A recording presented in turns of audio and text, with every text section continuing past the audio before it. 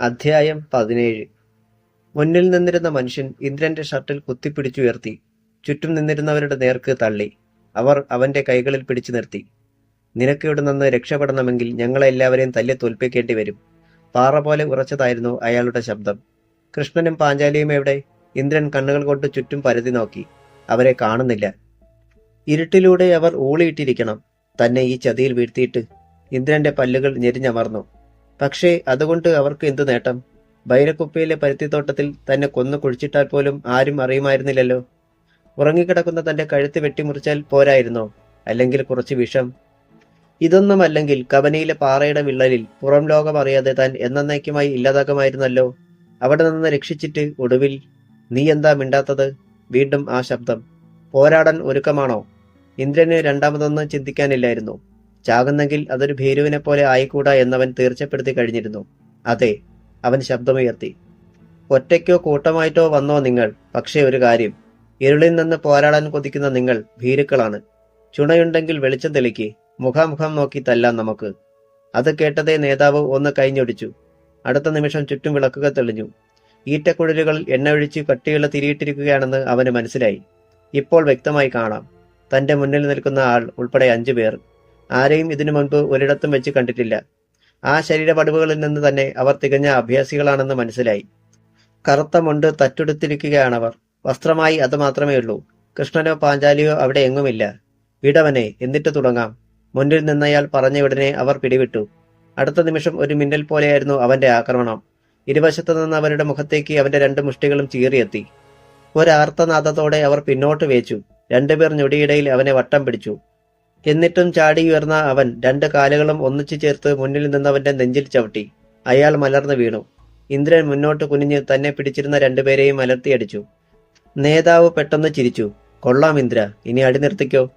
അതെങ്ങനെ? തുടങ്ങിയതല്ലേ ഉള്ളൂ. ഇത് അവസാനിപ്പിക്കണമെങ്കിൽ ഒന്നുകിൽ നിങ്ങളെ വീഴ്ത്തേണ്ടി വരും. ഇന്ദ്രൻ നിന്ന് കല്ലുതുള്ളി. ക്ഷമിക്കണം ഇന്ദ്ര. പെട്ടെന്ന് ഒരു മരത്തിന് പിന്നിൽ നിന്ന് കൃഷ്ണനും പാഞ്ചാലിയും പുറത്തു വന്നു. ഇവർ നിന്നെ ഒന്ന് പരീക്ഷിച്ചതാ, നിന്റെ ചങ്കുറപ്പും ശക്തിയും അറിയാൻ. നീ കരുതി കാണും ഞങ്ങൾ നിന്നെ ചതിച്ചതാണെന്ന്. കൃഷ്ണൻ പറഞ്ഞതൊന്നും ഇന്ദ്രന് പിടികിട്ടിയില്ല. അവിടുത്തെ യോദ്ധാക്കളുടെ നേതാവ് ഇന്ദ്രന്റെ കൈ പിടിച്ച് കുലുക്കി. പാഞ്ചാലി പറഞ്ഞപ്പോൾ ഞങ്ങൾ ഇത്രയും കരുതിയെന്നില്ല കേട്ടോ. നിങ്ങളൊക്കെ ആരാ? എന്റെ കാലാൾപ്പട.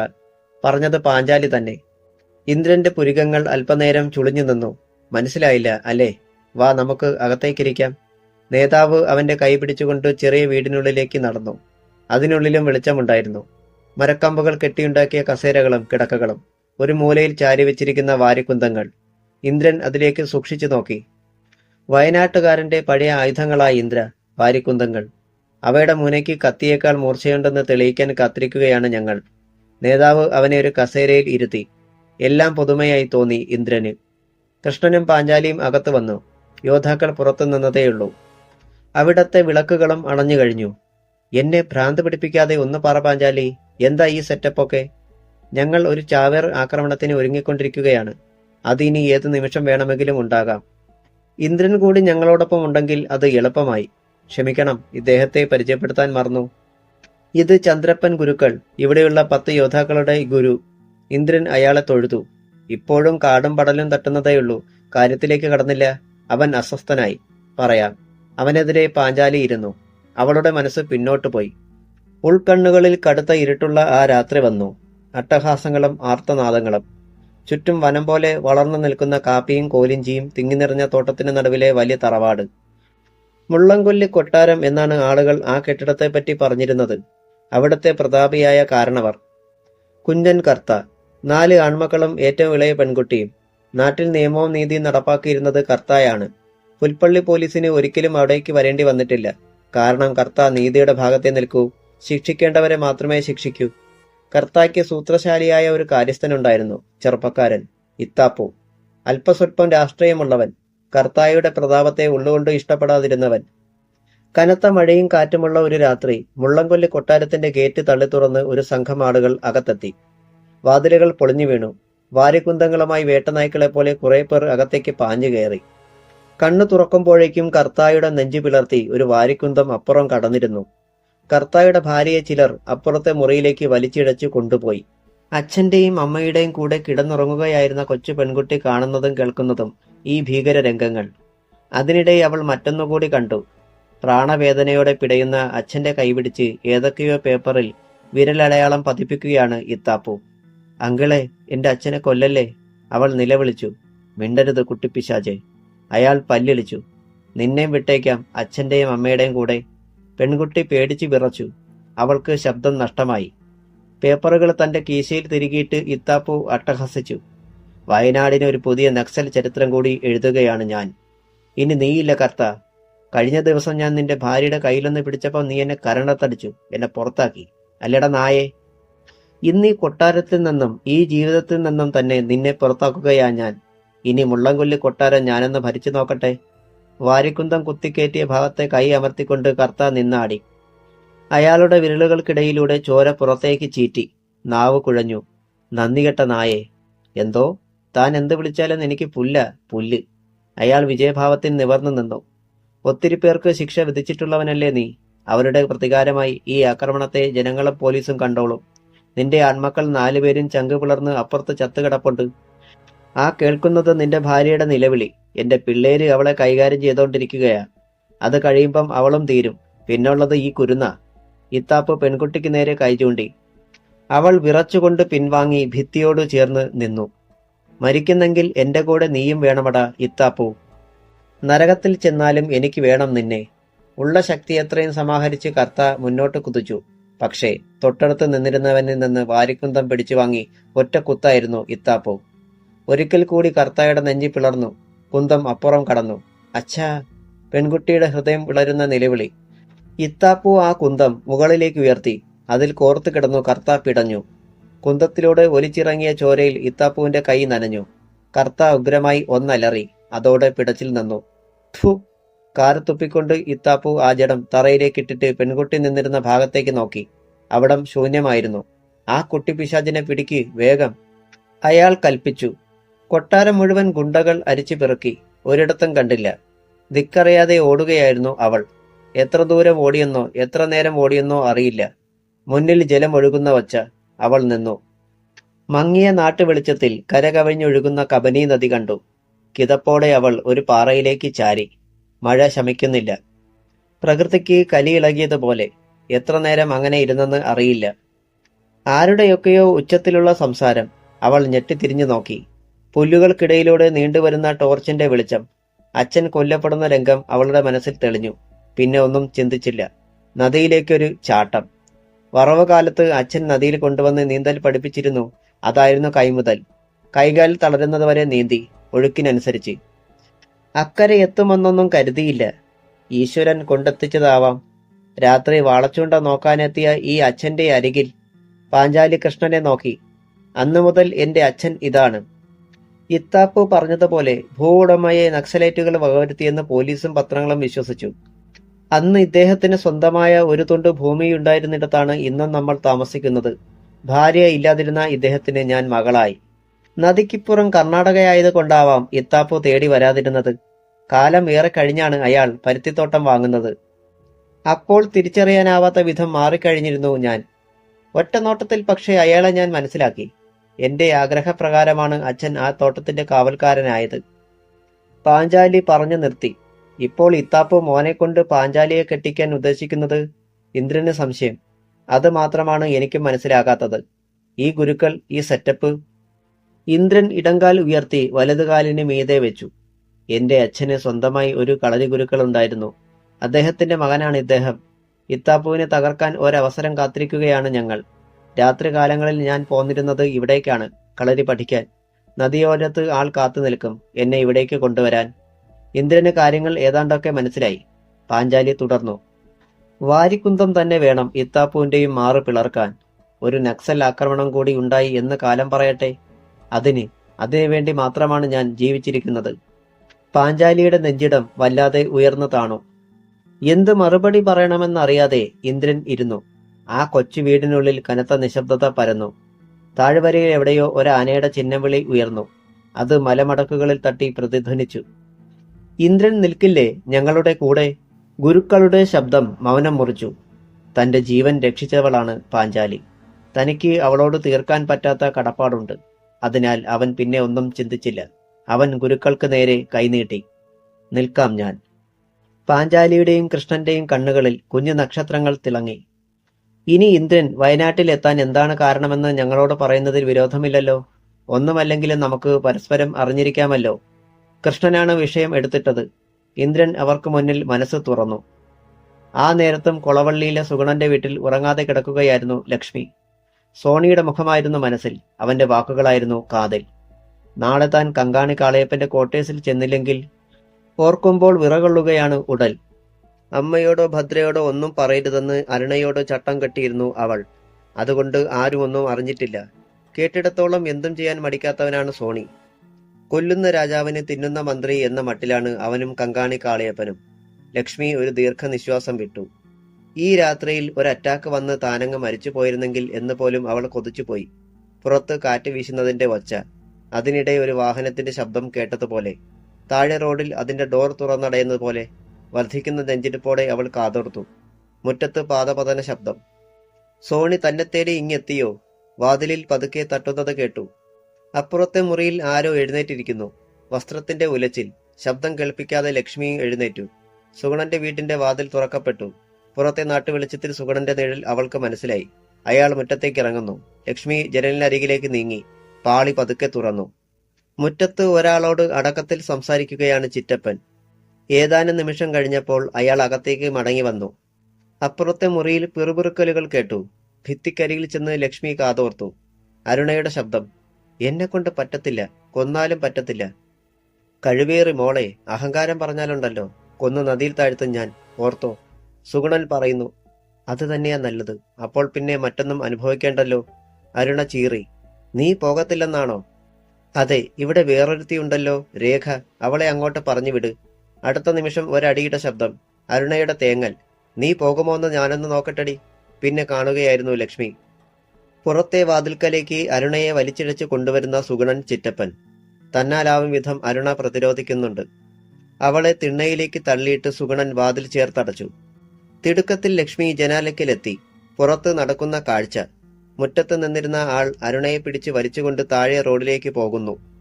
ഇടവഴിയിലൂടെ അരുണയെ ആ മനുഷ്യൻ വലിച്ചുകൊണ്ടു പോകുന്നതും താഴെ ഒരു വാഹനം സ്റ്റാർട്ടാകുന്നതും കണ്ടിട്ട് ശില പോലെ ഏതാനും നിമിഷം നിന്നുപോയി ലക്ഷ്മി. ഒന്നും മനസ്സിലേക്ക് തെളിഞ്ഞു വരാത്ത വിധം നടുങ്ങിപ്പോയിരുന്നു അവൾ. സുഗുണൻ ചിറ്റപ്പൻ സ്വന്തം മകളെ ആരുടെയോ കൂടെ രാത്രിയിൽ ബലമായിട്ട് പറഞ്ഞു വിടുക. എന്താണ് അതിന്റെ അർത്ഥം? തണുത്ത കാറ്റ് മുഖത്തടിച്ചപ്പോൾ അവൾ ജനാലയ്ക്ക് നിന്ന് പിന്മാറി. പായയിൽ ചരിഞ്ഞു കിടന്നെങ്കിലും ഉറക്കം വന്നില്ല. മണിക്കൂറുകൾ കഴിഞ്ഞു. വീണ്ടും വാഹനത്തിന്റെ ശബ്ദം. നെഞ്ചിടിപ്പോടെ അവൾ ചാടി എഴുന്നേറ്റു. ജനാലയ്ക്കിലേക്ക് ചെന്നു. മഞ്ഞ് നിറഞ്ഞു നിൽക്കുകയാണ് പ്രകൃതിയിൽ. അതിനിടയിലൂടെ അടുത്തു വരുന്ന വെള്ളായം. മുറ്റത്തേക്ക് കയറിയപ്പോൾ അത് അരുണയാണെന്ന് ലക്ഷ്മി തിരിച്ചറിഞ്ഞു. വേച്ച് അവൾ തിണ്ണയിലേക്ക് കയറി. വാതിലിൽ തട്ടി. അത് തുറക്കപ്പെട്ടു. ആരാണ് തുറന്നു കൊടുത്തത് എന്നൊന്നും നോക്കിയില്ല ലക്ഷ്മി.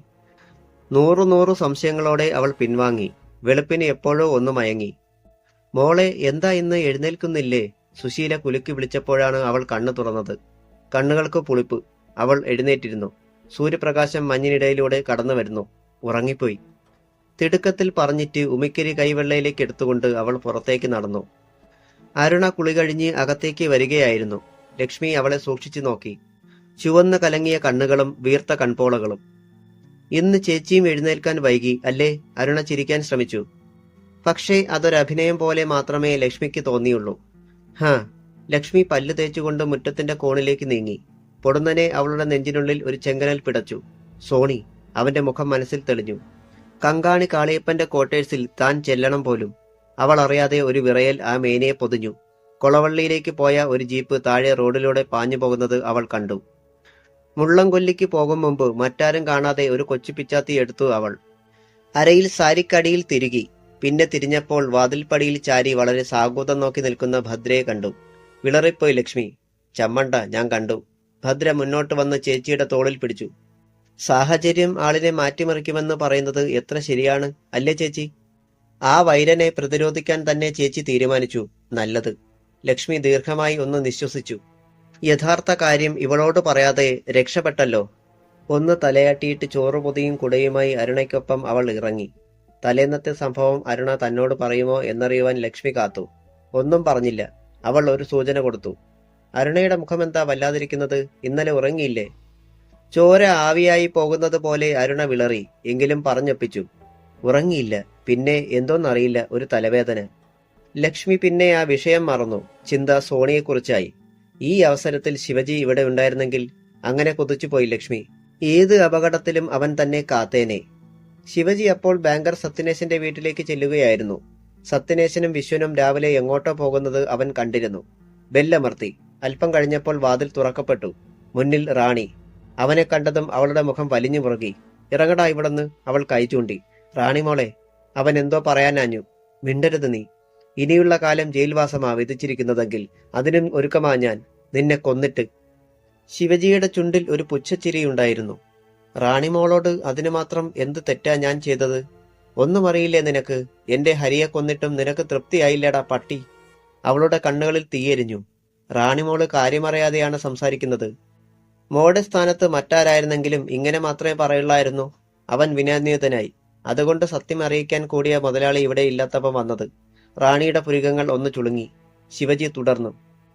സ്നേഹിക്കുന്നതിന്റെയും സ്നേഹിക്കപ്പെടുന്നതിന്റെയും ഒക്കെ സുഖവും നൊമ്പരവും ശരിക്കറിയാവുന്നവനാണ് ഞാൻ. എന്നാലും സത്യനേശൻ മുതലാളി ഒന്ന് പറഞ്ഞാൽ അനുസരിക്കാതിരിക്കാൻ കഴിയുമോ എനിക്ക്? അതിനിടയിലും റാണിമോളെക്കുറിച്ച് ഞാൻ ഓർത്തു. എന്നിട്ടാണോ നീ ആ പാവം ഹരിയെ കൊന്നുകളഞ്ഞത്? റാണി ചീറി. കൊന്നെന്ന് ആര് പറഞ്ഞു? അവനങ്ങനെ തിരക്കിയപ്പോൾ അവളൊന്ന് അന്താളിച്ചു. പിന്നെ ഹരി എവിടെ? അവൻ മറുപടിയായി കീശയിൽ നിന്ന് ഒരു മടക്കിയ കടലാസ് എടുത്ത് അവൾക്ക് നീട്ടി. സംശയത്തോടെ അവൾ അത് വാങ്ങി തുറന്നു. ഹൃദയം ഒന്ന് തുടിച്ചുയർന്നു. ഹരിയുടെ കൈപ്പട. ഉദ്വേഗം തിങ്ങിയ മനസ്സോടെ കണ്ണുകൾ അക്ഷരങ്ങളിലൂടെ തെന്നി നീങ്ങി. എന്റെ റാണിക്ക് മരിച്ചിട്ടില്ല ഞാൻ. ശിവജി എന്നെ ഒരിടത്ത് രഹസ്യമായി ചികിത്സിപ്പിക്കുകയാണ്.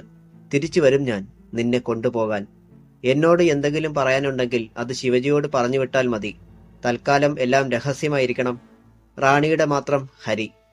കത്ത് വായിച്ചതും അവളുടെ കണ്ണുകൾ നിറഞ്ഞു. കണ്ഠം ഇടറി. എന്നോട് ക്ഷമിക്കണം ശിവജി, ഞാൻ അറിയാതെ. അവൾ അവന്റെ നേരെ തിരിഞ്ഞു. പക്ഷേ അവനവിടെ ഇല്ലായിരുന്നു. ഗേറ്റടയ്ക്കുന്ന ശബ്ദം. റാണി നോക്കുമ്പോൾ ശിവജി ഗേറ്റ് കടന്ന് പോകുന്നു. അവൾ പ്രയാസത്തോടെ നിന്നു. ലക്ഷ്മിയും അരുണയും കൊളവള്ളിയിൽ നിന്ന് മുള്ളംകൊല്ലിയിലെത്തി. അപ്പോഴും ഇനി എന്ത് വേണമെന്ന് ഒരു തീരുമാനത്തിൽ എത്തിച്ചേരാൻ കഴിഞ്ഞിരുന്നില്ല ലക്ഷ്മിക്ക്. അരുണയാണെങ്കിൽ ഒരുതരം മരവിച്ച ഭാവത്തിലും. അതുകൊണ്ട് അവളോട് ഒന്നും ചോദിക്കാനും തോന്നിയില്ല. അവർ തോട്ടത്തിലെത്തി. ഇഞ്ചി കൃഷിയുള്ള ഭാഗത്തേക്ക് നടക്കാനാഞ്ഞതും കങ്കാണി കാളിയപ്പൻ മുന്നിൽ. നീ ഇന്ന് പണിക്കിറങ്ങണ്ടെന്നും എന്റെ ക്വാർട്ടേഴ്സിൽ ചെന്ന് നിൽക്കണമെന്നും കൊച്ചുമുതലാളി പറഞ്ഞില്ലേടി? കാളിയപ്പൻ രൂക്ഷമായി അവളെ നോക്കി. ലക്ഷ്മിയുടെ മുഖം മുറുകി. ക്വാർട്ടേഴ്സിലെ പണിക്ക് എന്നെ കിട്ടത്തില്ലെന്ന് താൻ തന്നെ അങ്ങ് ചെന്ന് പറഞ്ഞേരി. മുഖത്തടിക്കും പോലെയുള്ള മറുപടി കാളിയപ്പനെ മാത്രമല്ല കേട്ടുനിന്നിരുന്ന അരുണയെപ്പോലും ഞെട്ടിച്ചു.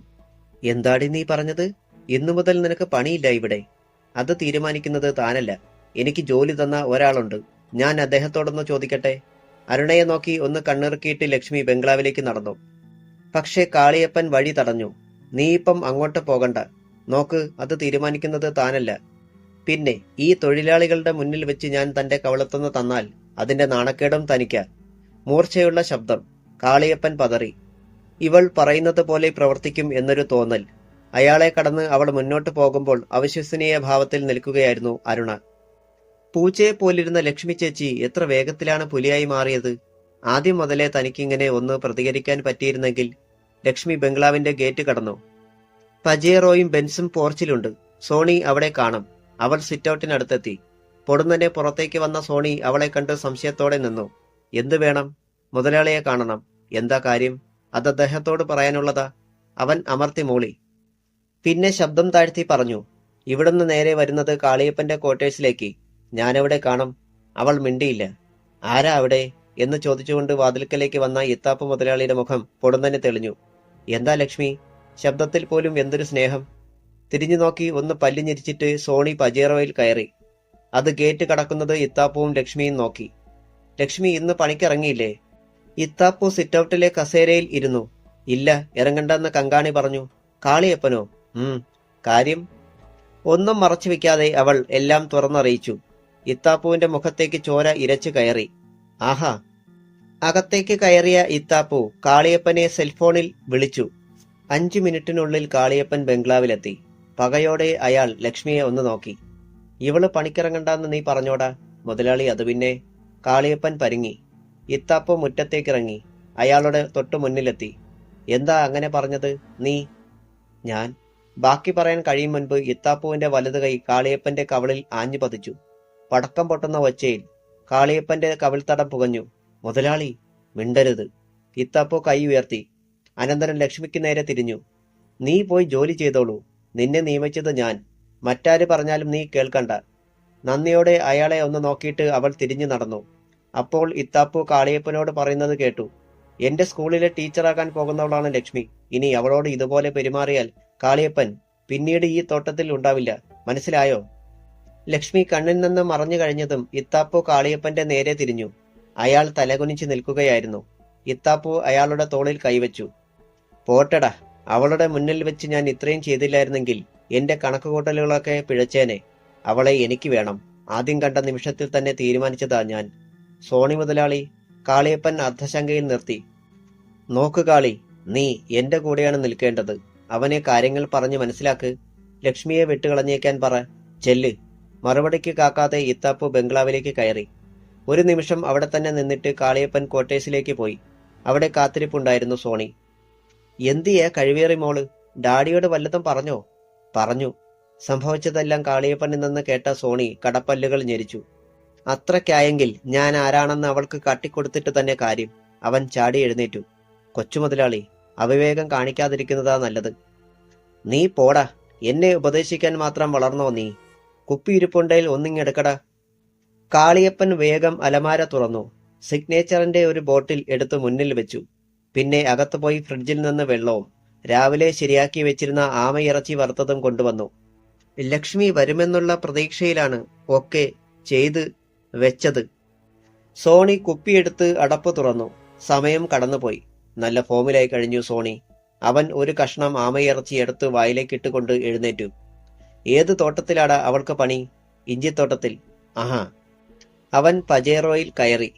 ഇഞ്ചിത്തോട്ടത്തിനരികിലെ ഒരു മാവിൻ ചുവട്ടിലിരുന്ന് പൊതിച്ചോറ് കഴിക്കുകയായിരുന്നു ലക്ഷ്മിയും അരുണയും വേറെ കുറെ സ്ത്രീകളും. ഓരോ നാട്ടുകാര്യങ്ങൾ പറഞ്ഞ് അവരങ്ങനെ ഇരിക്കുമ്പോൾ പജേറോ റോഡിൽ വന്ന് ബ്രേക്കിട്ടു. ലക്ഷ്മിയും അരുണയും ഞെട്ടിത്തിരിഞ്ഞു. കൊടുങ്കാറ്റിന്റെ വേഗത്തിൽ സോണി ഡ്രൈവിംഗ് സീറ്റിൽ നിന്ന് റോഡിലേക്ക് ചാടി. ലക്ഷ്മി, അരുണ ഭീതിയോടെ വിളിച്ചു. അവളുടെ കയ്യിലിരുന്ന ചോറുരുള ഇലയിലേക്ക് തന്നെ വീണു. അപ്പോഴേക്കും സോണി അടുത്തെത്തി. എടി, ഒരു ഗർജനം. ലക്ഷ്മി അറിയാതെ എഴുന്നേറ്റ് പോയി. ഞാൻ വിളിച്ചാൽ നിനക്ക് വരാൻ വയ്യ അല്ലേടി? ഈ ഇരിക്കുന്നവളുമാരോടൊക്കെ നീയൊന്ന് ചോദിച്ചേ, ഞാൻ വിളിച്ചിട്ട് വരാതിരുന്നിട്ടുണ്ടോന്ന്. അരുണ ഉൾപ്പെടെ എല്ലാവരുടെയും മുഖം താണു. വരാത്തവരെ പിടിച്ചുകൊണ്ടു പോകുന്ന ഒരു ശീലം കൂടിയുണ്ടടി ഈ സോണിക്ക്. അവൻ അവളുടെ ഇടം കൈയിൽ പിടിച്ചു. ലക്ഷ്മിയുടെ ഞരമ്പുകൾ ഒന്നിച്ചു പിടച്ചു. കണ്ണുകൾ കുങ്കുമ നിറം പൂണ്ടു. കൊച്ചുമുതലാളി, കൈവിട്. പിടിച്ചത് വിടുന്ന ശീലം എനിക്ക് പണ്ടേ ഇല്ലടി. നടക്കിങ്ങോട്ട്. അയാൾ അവളെ പജേറോയ്ക്ക് നേരെ വലിച്ചിഴയ്ക്കാൻ ഭാവിച്ചു. പെട്ടെന്ന് ആരും പ്രതീക്ഷിക്കാത്ത ഒന്നാണ് അവിടെ നടന്നത്. ലക്ഷ്മി വലം കൈ വീശി ഒറ്റയടി.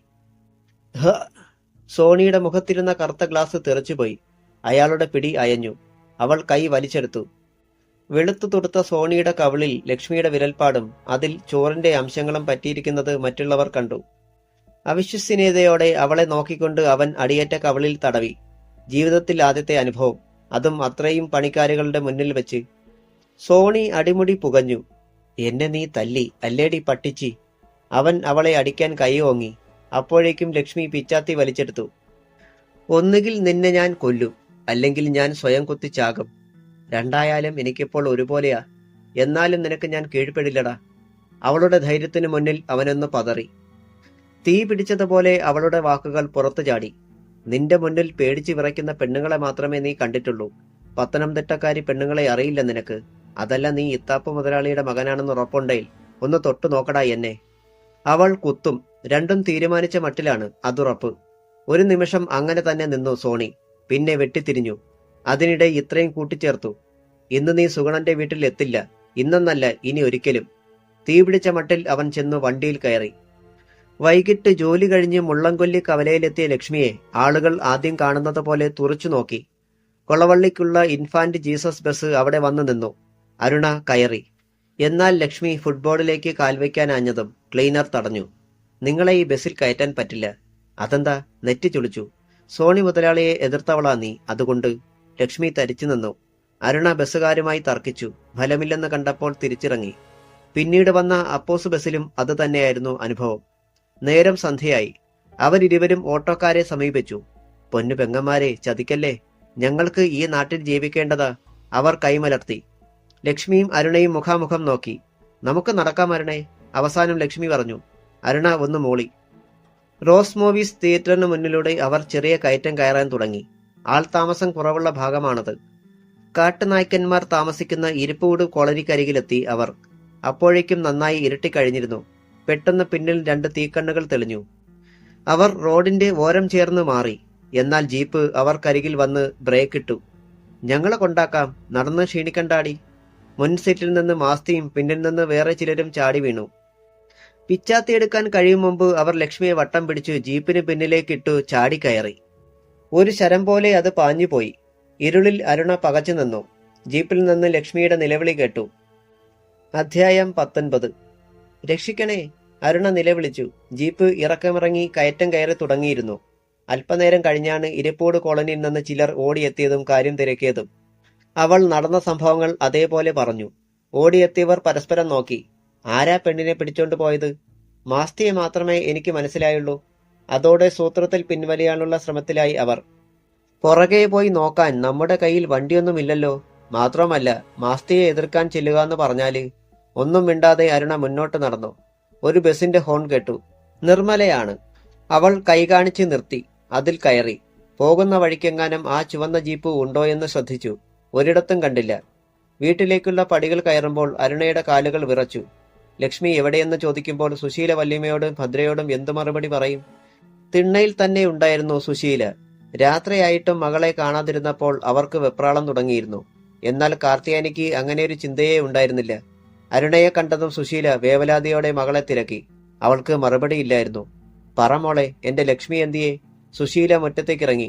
അരുണയുടെ തോളിൽ പിടിച്ച് കുലുക്കി. വല്യമ്മച്ചി. പച്ചമുള ചീന്തും പോലെ അരുണ നിലവിളിച്ചു. അകത്തുനിന്ന് ഭദ്രയും സുഗുണനും കാർത്തികേയനും രേഖയും തിണ്ണയിലെത്തി. വെറുതെ അണ്ണാക്ക് തുറന്ന് ബഹളം വയ്ക്കാതെ കാര്യം പറയടി. കാർത്തികേയനേക്ക് ദേഷ്യം വന്നു. വല്ല വിധേനയും അരുണ പറഞ്ഞൊപ്പിച്ചു. എന്റെ മലയാളപ്പുഴയമ്മേ. നെഞ്ചത്തടിച്ചുകൊണ്ട് സുശീല മുറ്റത്ത് കുത്തിയിരുന്നു. ഭദ്ര ഓടി വന്ന് അവരെ താങ്ങി. അതിനിടെ സുഗുണനോട് അപേക്ഷിച്ചു. ചിറ്റപ്പ, ഒന്ന് പോയി നോക്ക്. എന്റെ ചേച്ചിക്ക് വല്ലം പറ്റുന്നതിന് മുൻപ്. കൊള്ളാം. സുഗുണൻ കലിതുള്ളി. ഇത്താപ്പ് മുതലാളിയുടെ മോനെയാ ആ നിഷേധി തല്ലിയത്. വച്ചോണ്ടിരിക്കുമോ അവര്? തിരക്കിച്ചെന്നാൽ എന്നെയും കൂടി തീർക്കും അവര്. അറിയാമോ? എന്റെ നാശകാലത്തിനാ നിങ്ങളെ ഇങ്ങോട്ട് കെട്ടിയെടുത്തത്. ഇരുളിലും ഭദ്രയുടെ കണ്ണുകൾ തിളങ്ങി. അവൾ ചാടി എഴുന്നേറ്റ് അയാൾക്ക് നേരെ കൈ ചൂണ്ടി. ഞങ്ങൾ ഇങ്ങോട്ട് വന്നില്ലായിരുന്നേല് എന്റെ അച്ഛനെ അടക്കിയ ഭാഗത്ത് ചിറ്റപ്പനെ അടക്കിയനെ. ഒന്നും മറന്നിട്ടില്ലല്ലോ. സുഗുണന്റെ നാവടങ്ങി. ഭദ്ര സുശീലയെ താങ്ങി എണീപ്പിച്ചു. അമ്മച്ചി, ലക്ഷ്മി ചേച്ചിക്ക് ഒന്നും സംഭവിക്കില്ലെന്ന് ആശ്വസിക്കാം നമുക്ക്. അതിനെ നമുക്കിപ്പോഴാകൂ. ഈശ്വര, എന്റെ കുഞ്ഞിപ്പം എവിടായിരിക്കും? നിറഞ്ഞു തൂവുകയാണ് സുശീലയുടെ കണ്ണുകൾ. അപ്പോൾ മരക്കടവിനടുത്തുള്ള ഒരു കപ്പത്തോട്ടത്തോട് ചേർന്നുള്ള ചെറിയ കെട്ടിടത്തിലായിരുന്നു ലക്ഷ്മി. അവളെ അകത്തേക്ക് തള്ളിയിട്ട് വാതിൽ പുറത്തുനിന്നടച്ച് അവിടെ കാവലിരിക്കുകയാണ് മാസ്തി. താൻ ഒറ്റയ്ക്ക് അവിടെ മതിയെന്ന് പറഞ്ഞ് ബാക്കിയുള്ളവരെ തിരിച്ചയച്ചത് മാസ്തി തന്നെയാണ്. ഇത്താപ്പ് മുതലാളി ഈ വിവരം അറിഞ്ഞാൽ കാര്യം പന്തികേടാവും എന്നറിയാവുന്നതുകൊണ്ട് സോണി നേരിട്ട് നിർദ്ദേശിക്കുകയായിരുന്നു ഇവിടെ മതിയെന്ന്. മാസ്തി കഞ്ചാവ് ബീഡിക്ക് തീ കൊളുത്തിക്കൊണ്ട് ഭിത്തിയും ചാരിയിരുന്നു. വയനാട്ടിലെ വളക്കൂറുള്ള മണ്ണിൽ വിളയുന്ന ഒരു ചടയൻ കഞ്ചാവിനേക്കാൾ ലഹരിയുണ്ടാവും ലക്ഷ്മിക്ക് എന്നയാൾക്ക് തോന്നി. സോണി മുതലാളി എത്തിച്ചേരാൻ ഇനിയും ഒരുപാട് സമയമുണ്ട്. കഞ്ചാവിന്റെ ലഹരി കൂടിയായപ്പോൾ മാസ്തിക്ക് കാത്തിരിക്കാൻ കഴിഞ്ഞില്ല. ലക്ഷ്മിയുടെ അടുത്തേക്ക് പോകണം. ഒന്ന് തലോടുകയെങ്കിലും ചെയ്യണം. അയാൾക്ക് ആവേശമായി. മാസ്തി എഴുന്നേറ്റ് വാതിൽ തുറന്നു. ഒരു പഴയ മേശമേൽ കത്തിച്ചു വെച്ച മെഴുകുതിരിയുടെ വെളിച്ചത്തിൽ കട്ടിലിൽ തല കുമ്പിട്ടിരിക്കുകയായിരുന്ന ലക്ഷ്മിയെ കണ്ടു. അയാളെ കണ്ടതും ലക്ഷ്മി ചാടി എഴുന്നേറ്റു. ജീപ്പിനുള്ളിൽ വെച്ച് നടന്ന പിടിവലിക്കിടയിൽ അവളുടെ പിച്ചാത്തി നഷ്ടപ്പെട്ടിരുന്നു. പേടിക്കണ്ട, ഞാനൊരു പാവമാ. മാസ്തി ചിരിച്ചുകൊണ്ട് വാതിലടച്ചു. അടുത്തു വരരുത്. ഒരായുധത്തിനായി ലക്ഷ്മി ചുറ്റും പരതി. ഇങ്ങനെ പേടിച്ചാലെങ്ങനെ ലക്ഷ്മി? അയാൾ ചിരിച്ചുകൊണ്ട് മുന്നോട്ടടുത്തു. ലക്ഷ്മി പിന്നോട്ട് മാറി ഭിത്തിയിൽ മുട്ടി നിന്നു. മാസ്തി അവളുടെ തൊട്ടു മുന്നിലെത്തി. കഞ്ചാവിന്റെ ഗന്ധം അവളുടെ മുഖത്തടിച്ചു. വെറുപ്പിൽ ലക്ഷ്മി മുഖം വെട്ടിച്ചു. അവൾക്ക് ഓക്കാനം വന്നു. കൈനീട്ടി അയാൾ അവളുടെ കവിളിൽ തലോടി. തീപ്പൊള്ളലേറ്റതുപോലെ അവൾ ആ കൈ തട്ടിമാറ്റി. പൊടുന്നനെ പിന്നിൽ ഒരു വലിയ ശബ്ദം കേട്ട് മാസ്തി ഞെട്ടിത്തിരിഞ്ഞു. വാതിൽ അകത്തേക്ക് മറിയുന്നതും മിന്നായം പോലെ പുറത്തെ ഇരുളിൽ നിന്ന് ഒരു വാരിക്കുന്തം അകത്തേക്ക് വരുന്നതും അയാൾ കണ്ടു. ഈ തക്കത്തിന് ലക്ഷ്മി തെന്നിമാറി. പിന്നെയും വാരിക്കുന്തങ്ങൾ നീണ്ടുവന്നു. അതിനു പിന്നാലെ ചിലർ അകത്തേക്ക് ചാടി. നിമിഷത്തിനുള്ളിൽ ആ കൊച്ചു കെട്ടിടത്തിൽ നിന്ന് ഒരലർച്ച ഉയർന്നു പൊങ്ങി. നേരം 10 മണി കഴിഞ്ഞപ്പോൾ തന്റെ മുറിയുടെ പിന്നിലെ വാതിൽ തുറന്ന് സോണി മുറ്റത്തെത്തി. ചരൽ വിരിച്ച മുറ്റത്ത് ശബ്ദമുണ്ടാക്കാതെ അവൻ മതിൽ ചാടി കടന്ന് തോട്ടത്തിനിടയിലൂടെ നടന്ന് റോഡിലെത്തി. അവിടെ കാത്തു കിടന്നിരുന്ന ജീപ്പിൽ കയറി. 15 മിനിറ്റ് കൊണ്ട് ജീപ്പ് മരക്കടവിലെത്തി. അല്പം അകലെ മാറ്റി അതിട്ടിട്ട് അവൻ കൂടെയുണ്ടായിരുന്നവരോട് പറഞ്ഞു, നിങ്ങൾ ഇവിടെ നിന്നാൽ മതി, സമയമാകുമ്പോൾ വിളിക്കാം. കപ്പത്തോട്ടത്തിലൂടെ അവൻ ഇരുൾക്കട്ട പോലെ നിൽക്കുന്ന ആ വീടിന് മുന്നിലെത്തി. അടഞ്ഞു കിടക്കുന്ന വാതിലിന് മുന്നിൽ മാസ്തിയെ കണ്ടില്ല. പക്ഷേ വീടിനുള്ളിൽ വെളിച്ചമുണ്ടെന്ന് കണ്ടു. കഴിവേറി മോൻ അകത്തു കയറി വല്ല തോന്നിയാസവും കാണിച്ചോ? അങ്ങനെ ചിന്തിച്ചുകൊണ്ട് സോണി വാതിലിൽ തട്ടി. എന്നാൽ തൊടുവിച്ചു വെച്ചിരുന്നത് പോലെ വാതിൽ അകത്തേക്ക് മറിഞ്ഞു. അമ്പരപ്പോടെ അകത്തേക്ക് നോക്കിയ സോണിയിൽ നിന്ന് നിലവിളി പോലെ ഒരു ശബ്ദം പുറത്തു വന്നു. ഭിത്തിയോട് ചാരി തലയൊടിഞ്ഞ മട്ടിൽ നിൽക്കുന്നു മാസ്തി. അയാളുടെ വയറ്റിൽ തുളഞ്ഞു നിൽക്കുന്ന വാരിക്കുന്തം. അത് അപ്പുറം കടന്ന് ഭിത്തിയിൽ ഉറച്ചു കാണണം. മുറിയാകെ ചോര പ്രളയം.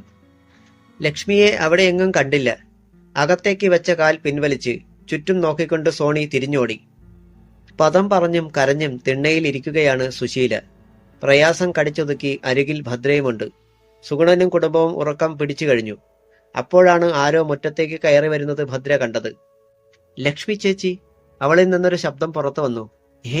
സുശീല ചാടി എഴുന്നേറ്റു. എന്റെ മോളെ! അമ്മയെ! ലക്ഷ്മി ഒരു തേങ്ങലോടെ അമ്മയുടെ മാറിലേക്ക് വീണു. അടുത്ത പ്രഭാതം കങ്കാണി കാളിയപ്പന്റെ ക്വാർട്ടേഴ്സിൽ ഒരു കൂടിയാലോചന നടക്കുകയാണ്. സോണിയും വൈരനും മറ്റും ഉണ്ടായിരുന്നു അവിടെ. കൊച്ചു മുതലാളി ഒന്നും പറയണ്ട, കൊല്ലും ഞാൻ ആ പട്ടിച്ചിയെ, കുത്തി കീറും. വൈരന് സങ്കടം അടക്കാൻ കഴിയുന്നില്ല. ഇത്രയും കാലം ഒരു നിഴലായി കൂടെ നിന്നിരുന്ന മാസ്തിയാണ് കൊല്ലപ്പെട്ടിരിക്കുന്നത്. വൈര, ഈ നേരത്ത് നിനക്ക് വിവേകമില്ലാതായി പോയല്ലോ. ഒന്നാമത് ഡാഡി ഒന്നും അറിഞ്ഞിട്ടില്ല. പിന്നെ ഇത് പോലീസ് കേസായാൽ, ആ ലക്ഷ്മി കാര്യങ്ങൾ തുറന്നു പറഞ്ഞാൽ നമ്മളെ പോലീസ് ഒന്നും ചെയ്യത്തില്ലെങ്കിലും നാണക്കേടിൽ നിന്ന് രക്ഷപ്പെടാൻ കഴിയുമോ? പിന്നെ എന്ത് വേണമെന്നാ കൊച്ചു മുതലാളി പറയുന്നേ? മറുപടി നൽകിയത് കാളിയപ്പനാണ്. വൈര, മരിച്ചുപോയ മാസ്തിയെ നമുക്കൊരിക്കലും തിരിച്ചു കിട്ടില്ല. മറ്റാരും അറിയാതെ അവനെ നമുക്ക് അടക്കം ചെയ്യണം. അതിനരികിൽ തന്നെ ലക്ഷ്മിയെ നമ്മൾ കുഴിച്ചുമൂടും. എന്താ? വൈരൻ ഒന്നാലോചിച്ചു. പിന്നെ അത് പോരെന്ന് സ്വയം തോന്നുന്നത് പോലെ തല അങ്ങോട്ടും ഇങ്ങോട്ടും ചലിപ്പിച്ചു. പക്ഷേ എതിർത്തൊന്നും പറഞ്ഞില്ല.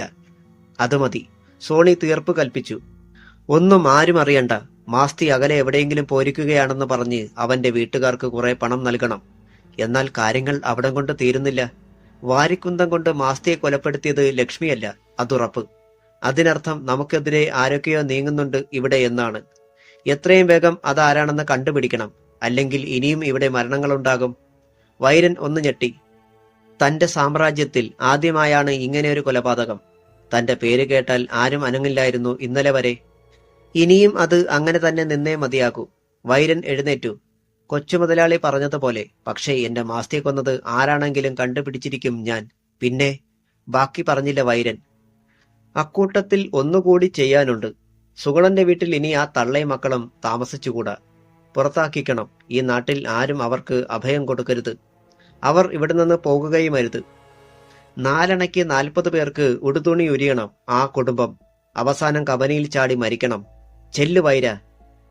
സോണിയുടെ വാക്കുകൾ ആവേശത്തിന്റെ കൊടുങ്കാറ്റായി വൈരനെ പൊതിഞ്ഞു. അയാൾ തന്റെ ആളുകളെയും കൂട്ടി പുറത്തേക്ക് പാഞ്ഞു. കാളിയപ്പ, അവളോ അരുണയോ ഇന്ന് തോട്ടത്തിൽ വരുന്നുണ്ടോന്ന് അറിയണം. സോണി പറഞ്ഞു. ശരി. പക്ഷേ അന്ന് അവരിരുവരും തോട്ടത്തിൽ വന്നില്ല. ബൈരക്കുപ്പയിൽ പരുത്തിത്തോട്ടത്തിലെ വീടിനുള്ളിൽ ഇന്ദ്രന്റെ മടിയിൽ തലവെച്ച് കിടക്കുകയാണ് പാഞ്ചാലി. കൃഷ്ണൻ പുറത്തു പോയിരിക്കുകയാണ്. അപ്പോൾ ഇന്ന് മടങ്ങാൻ തന്നെ തീരുമാനിച്ചോ? വിട്ടുപിരിയാൻ മനസ്സില്ലാത്തതുപോലെ അവന്റെ കണ്ണുകളിലേക്ക് നോക്കിക്കൊണ്ട് അവൾ തിരക്കി. അവൻ മൂളി. അല്ലെങ്കിലും ഇന്ന് ഞാൻ പറഞ്ഞേച്ചേനെ ഇന്ദ്രനെ. അമ്മയ്ക്കും പെങ്ങന്മാർക്കും ഇന്ദ്രന്റെ സഹായം വേണ്ട നേരമായത്. ഇന്ദ്രന്റെ നെറ്റി ചുളിഞ്ഞു. ഒന്ന് തെളിച്ചു പറ പാഞ്ചാലി. പേടിക്കാനൊന്നുമില്ലെന്നേ. സഹായം വേണ്ടി വന്നാൽ ചന്ദ്രപ്പൻ ഗുരുക്കളുടെ ആളുകൾ അടുത്തു കാണും.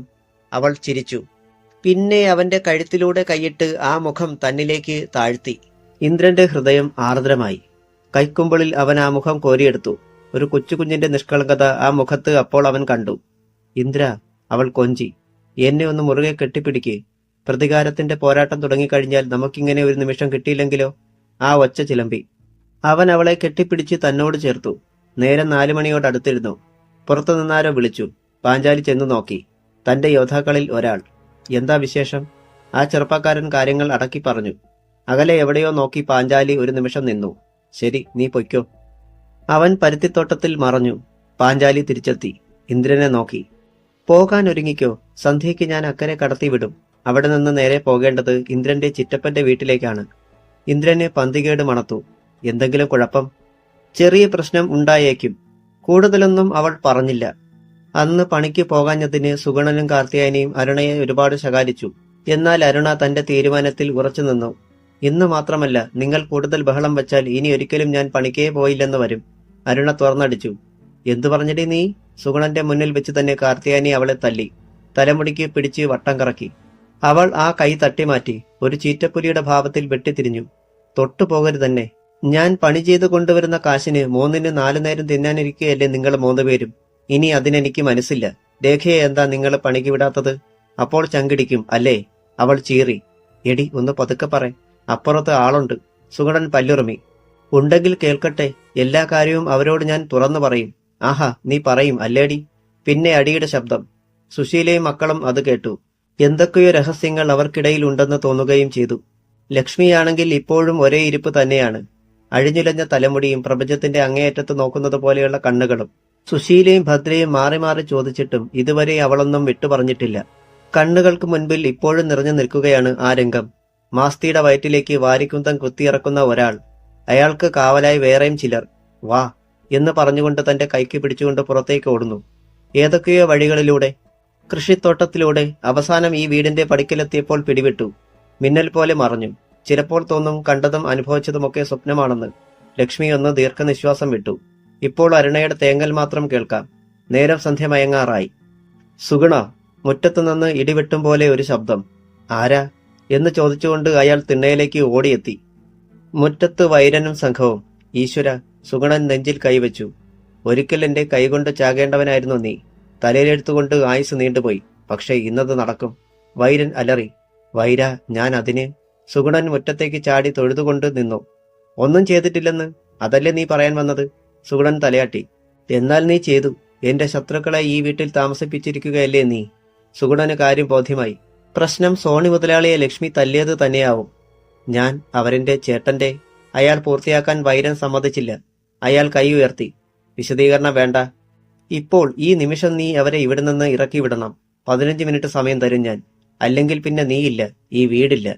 വൈരൻ തിണ്ണയിൽ കിടന്നിരുന്ന ഒരു കസേരയെടുത്ത് മുറ്റത്തിട്ടിട്ട് അതിലിരുന്നു. കൂട്ടാളികൾ അയാൾക്ക് പിന്നിൽ കാത്തുനിന്നു. സുഗുണൻ അകത്തേക്കോടി. എല്ലാം കണ്ടും കേട്ടും വാതിലിന് പിന്നിൽ നിൽക്കുകയായിരുന്നു സുശീലയും പെൺമക്കളും. സുഗുണൻ ചീറി. കേട്ടല്ലോ നിങ്ങൾ. നിങ്ങൾക്ക് വേണ്ടി ചാകാനൊന്നും എന്നെ കിട്ടില്ല. കരുണൻ ചേട്ടൻ മരിക്കാനിടയായ കാരണം പറഞ്ഞ് എന്നെ അടക്കാമെന്നൊന്നും കരുതണ്ട. ഇപ്പം ഈ നിമിഷം ഇറങ്ങണം മൂവരും ഇവിടുന്ന്. ഇങ്ങനെ പെട്ടെന്ന് പറഞ്ഞാൽ ഞങ്ങൾ എങ്ങോട്ട് പോകാനാ ചിറ്റപ്പ? ഭദ്ര തർക്കിച്ചു. ഒന്നും ഇങ്ങോട്ട് പറയണ്ട, അങ്ങോട്ട് പറയുന്നത് കേട്ടാ മതി. ഇവിടെ പറ്റത്തില്ലെന്ന് നേരത്തെ പറഞ്ഞിട്ടില്ലേ ഞാൻ? അപ്പുറത്തെ മുറിയിൽ ഇതൊക്കെ കേട്ട് പുറത്തേക്ക് വരാൻ ഭാവിച്ച അരുണയെ കാർത്തിയായനി തള്ളി വീഴ്ത്തി. അടങ്ങി ഇവിടെ ഇരുന്നോണം. സുഗുണ. സുശീലയുടെ മുഖം മുറുകി. ഈ സന്ധ്യയ്ക്ക് ഏതായാലും ഞങ്ങൾ ഇവിടുന്ന് പോകില്ല. നാളെ നേരം വെളുക്കട്ടെ, അപ്പോഴാലോചിക്കാം. അത് പറ്റത്തില്ല. പറ്റണം. ആഹാ, അത്രയ്ക്കായോ? സുഗുണൻ പെട്ടെന്ന് അവരുടെ പെട്ടിയും മറ്റു സാധനങ്ങളും എടുത്ത് മുറ്റത്തേക്ക് എറിഞ്ഞു. നടക്ക്. സുശീലയുടെ കൈക്ക് പിടിച്ച് പുറത്തേക്ക് വലിച്ചു. സുശീല കുതറി. അമ്മയെ വിടിച്ചിട്ടപ്പ. ഭദ്ര മുന്നിൽ കയറി തടഞ്ഞു. മാറടി, അല്ലെങ്കിൽ ചവിട്ടി നിന്റെ അടിവയർ കലക്കും ഞാൻ. അയാൾ അവളെ തള്ളി മാറ്റിക്കൊണ്ട് സുശീലയെ മുറ്റത്തേക്ക് വലിച്ചിറക്കി. നിലവിളിച്ചുകൊണ്ട് ലക്ഷ്മിയും ഭദ്രയും പിന്നാലെ വന്നു. വൈരന്റെ കണ്ണുകൾ വൈരപ്പൊടി വീണതുപോലെ തിളങ്ങി. ചിറ്റപ്പ, അമ്മയെ വിടാൻ. ഭദ്ര വീണ്ടും അയാളെ തടഞ്ഞു. ഛീ, മാറി നിൽക്കടി നായിന്റെ മോളെ. ഇടം കൈകൊണ്ട് അവളുടെ കരണത്തൊന്ന് കൊടുത്തിട്ട് അയാൾ സുശീലയുടെ കഴുത്തിൽ കുത്തിപ്പിടിച്ച് വഴിയിലേക്ക് തള്ളി. വല്ലാത്തൊരു ആർത്തനാദത്തോടെ സുശീല കമിഴ്ന്നു വീണു. ഏതോ ഒരാളുടെ കാൽച്ചുവട്ടിലേക്ക്. അയാൾ അവരെ പതുക്കെ പിടിച്ചുയർത്തി. മങ്ങിയ വെളിച്ചത്തിൽ സുശീല ആ മുഖം തിരിച്ചറിഞ്ഞു. സുഗുണനും വൈരനും കൂട്ടാളികളും ഞെട്ടലോടെ ആ മുഖം കണ്ടു. ലക്ഷ്മിയും ഭദ്രയും അമ്പരന്നു. അവൻ ഇന്ദ്രൻ. അധ്യായം 20. അമ്മയുടെ കണ്ണുകളിലെ നനവ് ഒരു നിമിഷം നോക്കി നിന്നിട്ട് ഇന്ദ്രൻ സുഗുണന് നേരെ തിരിഞ്ഞു. അയാളാണെങ്കിൽ ആകെ അമ്പരന്ന മട്ടിൽ നിൽക്കുകയാണ്. വൈരനും കൂട്ടാളികൾക്കും അതേ അമ്പരപ്പ് തന്നെ. തന്റെ ആളുകൾ തല്ലിച്ചതച്ച് കെട്ടിവരിഞ്ഞ് കബനിയിലെ പാറയുടെ വിള്ളലിലേക്ക് എറിഞ്ഞ ഇന്ദ്രൻ ജീവനോടെ മുന്നിൽ. വിശ്വസിക്കാനാവുന്നില്ല. അറിയാതെ കസേരയിൽ നിന്ന് എഴുന്നേറ്റ് പോയി വൈരൻ. തന്റെ വയറ്റിൽ കത്തി കുത്തിയിറക്കിയവൻ. അണപ്പല്ലുകൾ കടിച്ചു ഞെരിച്ചുകൊണ്ട് വൈരൻ തന്റെ കൂട്ടാളികൾക്ക് കണ്ണുകൊണ്ട് അടയാളം കൊടുത്തു. എന്തിനും ഒരുങ്ങി നിന്നു അവർ. മോനെ, ആദ്യത്തെ അമ്പരപ്പ് മാറിയപ്പോൾ സുശീല മകനെ കെട്ടിപ്പിടിച്ചു. നീ നീ അമ്മയുടെ ഉള്ളിൽ എന്തെന്ന് ഇന്ദ്രൻ തിരിച്ചറിഞ്ഞു. ഒക്കെ പിന്നെ പറയാം അമ്മേ. ഏട്ടാ. പുതുജീവൻ ലഭിച്ചത് മാതിരി ലക്ഷ്മിയും ഭദ്രയും അവന്റെ അരികിൽ ഓടിയെത്തി. തോളിൽ തട്ടി അവരെ പിന്നിലേക്ക് മാറ്റി നിർത്തിക്കൊണ്ട് ഇന്ദ്രൻ സുഗുണന് നേരെ നടന്നെടുത്തു. ഭീതിയോടെ അയാൾ അങ്ങോട്ടും ഇങ്ങോട്ടും നോക്കി. ചിറ്റപ്പനെ കൊല്ലാൻ തുടങ്ങിയവനാണ് ഈ വൈരൻ. ഇപ്പോൾ ചിറ്റപ്പന്റെ കൂട്ടുകാരനായി. അവൻ പറഞ്ഞാൽ നിങ്ങൾ എന്റെ അമ്മയും പെങ്ങന്മാരെയും ഇവിടെ നിന്ന് ഇറക്കിവിടും അല്ലേ? അല്ല ഇന്ദ്ര, ഞാൻ. വാക്കുകൾക്കായി സുഗുണൻ പരതി. ഒന്നും പറയണ്ട. ഏത് നായിന്റെ മോന്റെ കൽപ്പനയാണെങ്കിലും ചിറ്റപ്പൻ ഒന്ന് മനസ്സിലാക്കണമായിരുന്നു.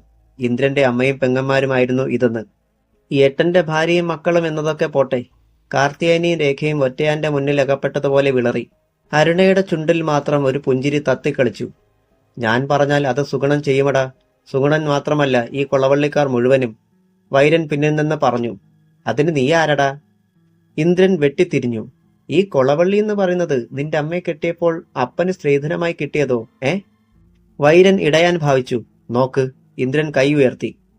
ഇനി നിന്റെ ആ പുഴുത്ത നാവുകൊണ്ട് ചിലച്ചാലുണ്ടല്ലോ, അന്ന് നിന്റെ വയറ്റിൽ കത്തി കയറ്റിയതേയുള്ളൂ ഞാൻ. ഇനി കഴുത്ത് ചെത്തിയെറിയും. ചുണയുണ്ടെങ്കിൽ എന്തെങ്കിലും ഒന്ന് പറഞ്ഞു നോക്കടാ. വെല്ലുവിളിച്ചുകൊണ്ട് ഇന്ദ്രൻ ഒരുങ്ങിക്കഴിഞ്ഞു. വൈരന് എന്തോ ആശങ്ക തോന്നി. പൊന്നു വൈരനല്ലേ, ഒന്ന് പോയി തരാമോ? ഇവിടെ ഒരു പ്രശ്നമുണ്ടാക്കാതെ. തൊഴുതുകൊണ്ട് സുഗുണൻ കേണു. അപ്പോഴേക്കും ലക്ഷ്മിയും ഭദ്രയും ഇന്ദ്രനെയും വട്ടം പിടിച്ചു. വേണ്ട ചേട്ടാ, വഴക്കിന് പോകല്ലേ. ഇന്ദ്രൻ അമർത്തിയൊന്ന് മൂളി. സുഗുണ, ഇവിടെ ഒരു ചോരപ്പുഴ വേണ്ടെന്ന് വെച്ച് പോകുവാ ഞാൻ. പക്ഷേ നാളെ നേരം വെളുക്കുമ്പോൾ ഇവരിൽ ആരെങ്കിലും ഇവിടെയുണ്ടെങ്കിൽ അപ്പോൾ കാണാൻ കളി. അയാൾ തന്റെ ആൾക്കാരെയും വിളിച്ചുകൊണ്ട് തിരിഞ്ഞു. ഒന്നും കാണാനില്ലടാ. നാളെയല്ല, ഇനി എത്ര നാളുകൾ ഇവിടെ കാണണമെന്ന് തീരുമാനിക്കുന്നത് ഞാനാ. നീ ചെയ്യാൻ പറ്റുന്നത് ചെയ്തോ, ഇന്ദ്രൻ പറഞ്ഞു. കാണാം. വൈരനും കൂട്ടരും ഇറങ്ങിപ്പോയി. റോഡിൽ ചുവന്ന ജീപ്പ് സ്റ്റാർട്ടായി. അപ്പോൾ സഹോദരിമാരുടെ കൈ ബലമായി മാറ്റിക്കൊണ്ട് ഇന്ദ്രൻ പിന്നെയും സുഗുണന്റെ നേരെ വന്നു. ചിറ്റപ്പൻ, ഈ സാധനങ്ങളൊക്കെ എടുത്ത് പഴയപടി പഴയ സ്ഥാനത്ത് കൊണ്ടുവയ്ക്ക്. നീ എന്താടാ, എന്നെ പേടിപ്പിക്കുകയാണോ? ഞാൻ ആരാണെന്ന് നിനക്ക് ശരിക്കറിയത്തില്ല. സുഗുണന്റെ ഭാവം മാറി. നന്നായിട്ടറിയാം. ഒരുപക്ഷെ കുഞ്ഞമ്മയെക്കാളേറെ. ഒക്കെ അറിഞ്ഞിട്ട് തന്നെയാ ഞാൻ വന്നിരിക്കുന്നത്. അവൻ ഷർട്ടിന്റെ കൈകൾ തെറുത്ത് കയറ്റി. അത് പറയുന്നതിന് മുൻപ് ഇതെല്ലാം പെറുക്കിയെടുക്ക്. വേണ്ട മോനെ, ഞങ്ങൾ എടുത്തോളാം. സുശീല പെട്ടിയും മറ്റും എടുക്കാൻ ഭാവിച്ചു. ലക്ഷ്മിയും ഭദ്രയും അമ്മയെ സഹായിച്ചു. നിങ്ങളിതൊക്കെ അകത്ത് കൊണ്ടുപോയി വെക്ക്. എപ്പോൾ ഇവിടെ നിന്ന് പോകണമെന്ന് ഞാൻ തീരുമാനിക്കും. അത് പറ്റത്തില്ല. സുഗുണൻ അവരെ തടയാൻ ശ്രമിച്ചു. ഇന്ദ്രൻ മുന്നിൽ കയറി. ചിറ്റപ്പൻ എന്നുള്ള ബഹുമാനം എന്നേ ഞാനങ്ങ് കളഞ്ഞു. മനഃപൂർവ്വം നിങ്ങളെന്നെ മാസ്തിയുടെ മറ്റും അടുത്തെത്തിച്ചിട്ട് ഓടിപ്പോന്നപ്പോൾ തന്നെ ഒരു തെരുവ് പട്ടി പോലും ചെയ്യാത്ത കാര്യമാണ് നിങ്ങൾ ചെയ്തത്. അന്നേ ഞാൻ മനസ്സിൽ കുറിച്ചിട്ട ഒരു കാര്യമുണ്ട്. ഇനി നേരിൽ കാണുമ്പോൾ ഇത് തരണമെന്ന്. തന്നില്ലെങ്കിൽ ഒട്ടും തൃപ്തിയാകത്തില്ല എനിക്ക്. പറഞ്ഞു നിർത്തിയതും കൈവലിച്ച് ഒറ്റയടിയായിരുന്നു ഇന്ദ്രൻ. അയ്യോ! നിലവിളിച്ചുകൊണ്ട് സുഗുണൻ ചെന്ന് വീണത് തിണ്ണയിൽ. മോനെ, സുശീല ഭീതിയോടെ വിളിച്ചു. അമ്മ മിണ്ടാതിരി. ഇങ്ങേർക്ക് ഇത് കൊടുത്തില്ലേല് അച്ഛന്റെ ആത്മാവ് പോലും പുറക്കത്തില്ല. കാർത്തിയാനി ഭർത്താവിനെ വലിച്ചുയർത്തി. പാമ്പിന് ഭക്ഷണം കൊടുത്ത പോലായല്ലോ ദൈവമേ ഇത്. സുഗുണന്റെ ചുണ്ടുപൊട്ടി ചോര വന്നു. അത് കണ്ട് കാർത്തിയാനി ഉറഞ്ഞു തുള്ളി.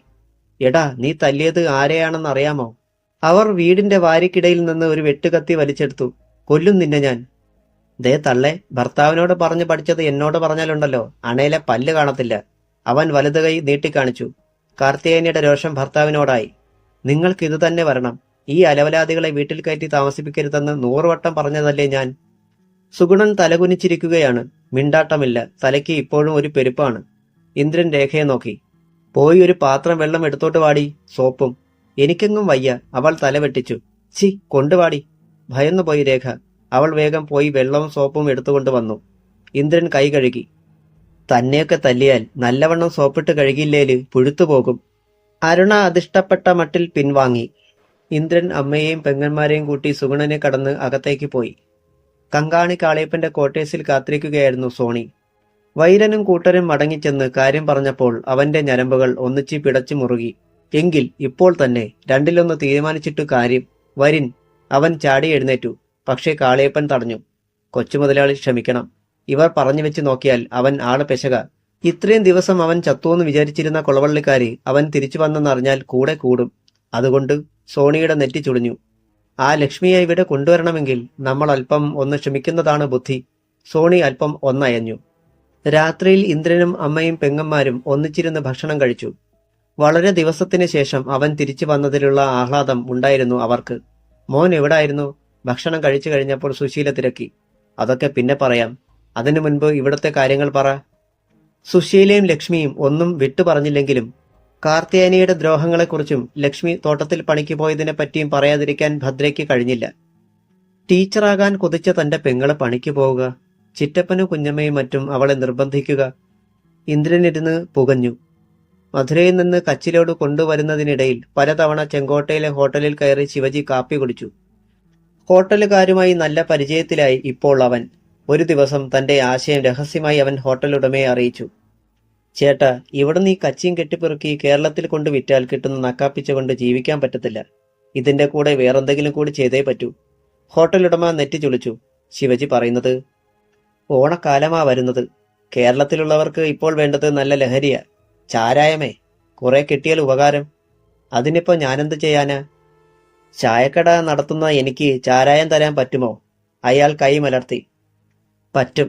നേർത്ത ചിരിയോടെ അവൻ പറഞ്ഞു. ഇവിടുന്ന് ജീപ്പയിൽ സ്പിരിറ്റ് കയറ്റി വിടുന്നത് ഞാൻ കണ്ടിട്ടുണ്ട്. ചോര വറ്റിയതുപോലെ ഹോട്ടൽ ഉടമയുടെ മുഖം വിളറി. ഞാൻ ആരോടും ഒന്നും പറയാൻ പോകുന്നില്ല. എന്നെ കല്ലിൽ വെച്ച് അരച്ചാലും രൊക്കം പണം റിസ്കെല്ലാം ഞാനേറ്റു. അയാൾ ചിന്തിച്ചിരുന്നു. ശിവജി വീണ്ടും പ്രോത്സാഹിപ്പിച്ചു. അവസാനം അവർ ഇരുവരും കൂടി ധാരണയായി. അടുത്ത ലോഡ് പോകുമ്പോൾ സാധനം തരാം. എന്നെ ചതിച്ചാൽ പിന്നെ നീയില്ല, ഓർത്തോ. അയാൾക്ക് അപ്പോൾ ഒരു ഗുണ്ടയുടെ ഭാവമായിരുന്നു. സമ്മതം. ശിവജി അപ്പോഴും ചിരിച്ചു. കേരളത്തിലേക്കുള്ള യാത്രയ്ക്കിടയിൽ ശിവജി കണക്കുകൂട്ടി തുടങ്ങി. കാര്യങ്ങൾ താൻ വിചാരിച്ച കടവിൽ അടക്കുകയാണ്. ഒരു മാസത്തെ ബിസിനസ് കൊണ്ട് തനിക്ക് ബാങ്കർ സത്യനേശിനെയും മകനെയും പ്രതിരോധിക്കാനുള്ള പണമുണ്ടാകും. എന്നിട്ട് വേണം കണക്ക് തീർക്കാൻ. ശകുന്തളയുടെ മുഖം മനസ്സിൽ തെളിഞ്ഞു. തന്റെ പെങ്ങൾ, അവളുടെ ചോരയുടെ കടം തീർത്തില്ലെങ്കിൽ പിന്നെ താനെന്തിന് ജീവിച്ചിരിക്കണം? ഇനി വേണ്ടത് സ്പിരിറ്റ് സൂക്ഷിക്കാൻ ഒരു സ്ഥലമാണ്. ആർക്കും സംശയം തോന്നാത്ത ഒരു സ്ഥലം. പലതും അവൻ ചിന്തിച്ചു നോക്കി.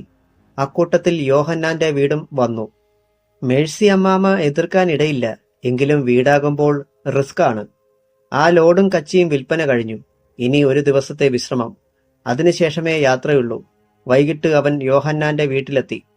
മേഴ്സിയുടെ കണ്ണുകളിൽ 2 ചെറിയ നക്ഷത്രങ്ങൾ മിന്നി. അവൻ ഏതാനും 100 രൂപ നോട്ടുകൾ അവരെ ഏൽപ്പിച്ചു. എന്തിനാ ശിവജി ഇതൊക്കെ? ചോദിച്ചെങ്കിലും അവർ നോട്ട് ബ്ലൗസിനുള്ളിൽ തിരുകി.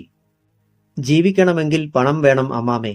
എങ്ങനെയും അതുണ്ടാക്കണം എന്ന് തന്നെയാ ഞാൻ തീരുമാനിച്ചിരിക്കുന്നത്. മേഴ്സി മിണ്ടിയില്ല. അവർ അവന് കാപ്പിയിട്ട് കൊടുത്തു. അത് കുടിക്കുന്നതിനിടയിൽ അവനൊരു പ്രശ്നം അവതരിപ്പിച്ചു. ഏതായാലും അമ്മാമ മാത്രമല്ലേ ഇവിടുള്ളൂ, അതുകൊണ്ടെന്താ? കുസൃതി ചിരിയോടെ അവർ അവന്റെ അടുത്തിരുന്നു. അവൻ അവരുടെ കൈയെടുത്ത് തന്റെ കൈവെള്ളയിൽ വെച്ച് പതുക്കെ തടവി തുടങ്ങി. വൈകിട്ട് 4-5 പേര് ഇവിടെ വരും.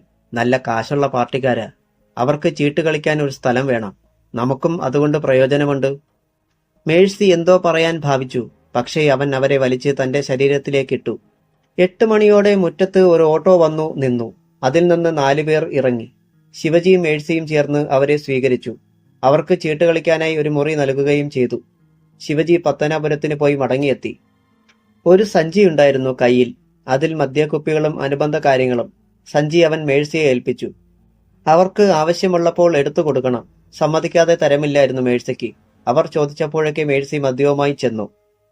കളിക്കളത്തിൽ നോട്ടുകൾ കൂടിക്കിടക്കുന്നത് കണ്ട് അവരുടെ കണ്ണു തള്ളി. ലഹരി നിറഞ്ഞ കണ്ണുകളാൽ അവർ മേഴ്സിയെ കൊത്തിവലിച്ചു. വെളുപ്പിന് ആ സംഘം മടങ്ങുമ്പോൾ ഒരു പിടി നോട്ടുകൾ കൂടി ശിവജി മേഴ്സിയെ ഏൽപ്പിച്ചു. എങ്ങനെയുണ്ട് തുടക്കം? ശിവജി തിരക്കി. തരക്കേടില്ല. പിറ്റേന്ന് ശിവജിക്ക് ലോറിയും കൊണ്ടു പോകണം. അവൻ മേഴ്സിയെ ഓർമ്മിപ്പിച്ചു.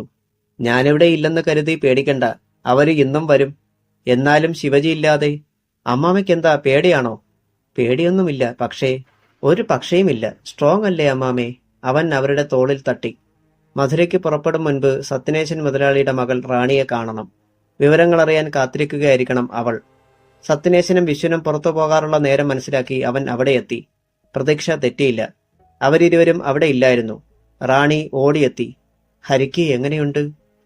ചുറ്റുപാടും ഒന്നു നോക്കി. ആരുമില്ലെന്ന് ഉറപ്പുവരുത്തിയിട്ട് ശിവജി പോക്കറ്റിൽ കൈയിട്ട് കത്തെടുത്ത് കൊടുത്തു. ഇപ്പോൾ വളരെ ഭേദമുണ്ട് റാണിക്കുഞ്ഞെ. ഒക്കെ കത്തിൽ എഴുതിയിട്ടുണ്ട്. അവൾ ആ കത്തുമായി അകത്തേക്കോടി. ദിവസങ്ങൾ കടന്നുപോയി.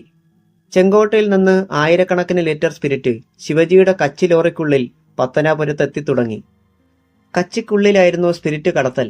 അത് ശേഖരിച്ചു വയ്ക്കാനുള്ള സ്ഥലമൊക്കെ തരപ്പെടുത്തി കഴിഞ്ഞിരുന്നു ശിവജി. കൊട്ടാരക്കരയും അടൂരും പത്തനംതിട്ടയിലുമുള്ള ചില സ്പിരിറ്റ് കച്ചവടക്കാർക്ക് വളരെ രഹസ്യമായി അവനത് വിതരണവും തുടങ്ങി. 100-ന്റെയും 500-ന്റെയും 1000-ന്റെയും പളപളപ്പുള്ള നോട്ടുകൾ കണ്ടപ്പോൾ ആർത്തിയുടെ ഒരു തിളക്കമുണ്ടായി അവന്. പതുക്കെ പതുക്കെ ഉള്ളുകൊണ്ട് മാറുകയായിരുന്നു ശിവജി. പക്ഷേ ഒന്നും അവൻ പുറത്തു കാണിച്ചില്ല, ഒരു സെൽഫോൺ വാങ്ങിച്ചു എന്നതൊഴികെ. മേഴ്സിയുടെ വീട്ടിൽ ഇപ്പോൾ സന്ധ്യ കഴിഞ്ഞാൽ ജനത്തിരക്കാണ്. ചുറുചുറുക്കോടെ ചീട്ടുകളിക്കാരുടെ കാര്യങ്ങൾ നോക്കുകയാണ് മേഴ്സി. ആദ്യ ഒരു റൗണ്ട് മാത്രമേ അവർ കളിക്കാർക്ക് നല്ല മദ്യം കൊടുക്കൂ. അത് കഴിഞ്ഞാൽ ശിവജി കൊണ്ടുകൊടുക്കുന്ന മദ്യം വിളമ്പും. സ്പിരിറ്റിൽ കളർ ചേർത്ത് വിദേശ മദ്യമാക്കുന്ന വിദ്യയൊക്കെ ശിവജി പഠിച്ചു കഴിഞ്ഞു.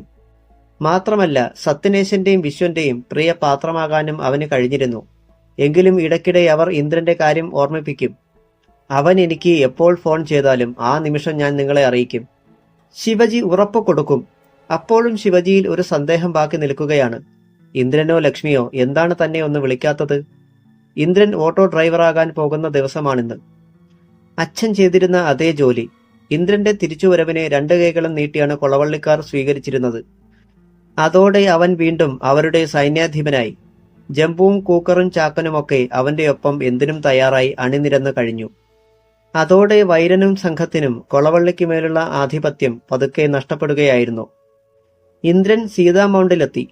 Maria mess and tea stall നടത്തുന്ന കുഞ്ഞുമോന്റെ ഡ്രൈവറില്ലാതെ കിടന്നിരുന്ന ഓട്ടോയാണ് ഇന്ദ്രന് ഓടിക്കാൻ കിട്ടിയത്. സകല ദൈവങ്ങളെയും മനസ്സിൽ ധ്യാനിച്ചുകൊണ്ട് അവൻ കുഞ്ഞുമോന്റെ കയ്യിൽ നിന്ന് താക്കോൽ വാങ്ങി. ജംഗ്ഷനിൽ തന്നെയുള്ള ഓട്ടോ സ്റ്റാൻഡിൽ വണ്ടി കൊണ്ടിട്ടു. മറ്റ് ഡ്രൈവർമാരൊക്കെ അവനോട് വളരെ സ്നേഹത്തോടെയും ബഹുമാനത്തോടെയും പെരുമാറി. ഒരു വട്ടം വൈരനും മറ്റും ആ വഴി ചുവന്ന ജീപ്പിൽ സഞ്ചരിച്ചു. അയാൾ അവനെ രൂക്ഷമായി ഒന്ന് നോക്കുകയും ചെയ്തു. ആദ്യ ദിവസം നല്ല ഓട്ടം കിട്ടി. നേരം സന്ധ്യയാകാറായി. ഇനി വെളുക്കന്റെ ബൂത്തിൽ കയറി സനേഷിനെ ഒന്ന് വിളിക്കാം. നാളെ തെങ്ങുംകാവിൽ വന്നു നിൽക്കാൻ ശിവജിയോട് പറയാം. ആ തീരുമാനത്തോടെ അവൻ ഓട്ടോയിൽ നിന്നിറങ്ങാൻ ഭാവിക്കുമ്പോഴാണ് ഒരു സ്ത്രീയും പുരുഷനും കൂടി വന്ന് വണ്ടിയിൽ കയറിയത്. ചേട്ടാ, പുൽപ്പള്ളിക്ക് ഒരു ഓട്ടം പോകണം. ഇനി അത് കഴിഞ്ഞ് സനേഷിനെ വിളിക്കാം. ഇന്ദ്രൻ പുൽപ്പള്ളിക്ക് പോയി. നേരം ഇരുട്ടി മടങ്ങി വരുമ്പോൾ ചാറ്റൽ മഴയുണ്ടായിരുന്നു. മുള്ളംകൊല്ലി കഴിഞ്ഞ് ഷാപ്പിനടുത്തെത്തിയപ്പോൾ ഒരു മനുഷ്യൻ കൈ കാണിച്ചു. അവൻ ഓട്ടോ നിർത്തി. അയാൾ പിന്നിൽ കയറി. എങ്ങോട്ടാ ചേട്ടാ? വിട്ടോ. അവൻ ഓട്ടോ മുന്നോട്ടെടുത്തു. പക്ഷേ ഓട്ടോയിൽ കയറിയത് കങ്കാണി കാളിയപ്പനാണെന്ന് അവന് അറിയില്ലായിരുന്നു. ഓട്ടോയ്ക്ക് പിന്നിൽ 2 തീക്കണ്ണുകൾ തെളിയുകയും ചെയ്തു. തുടരും.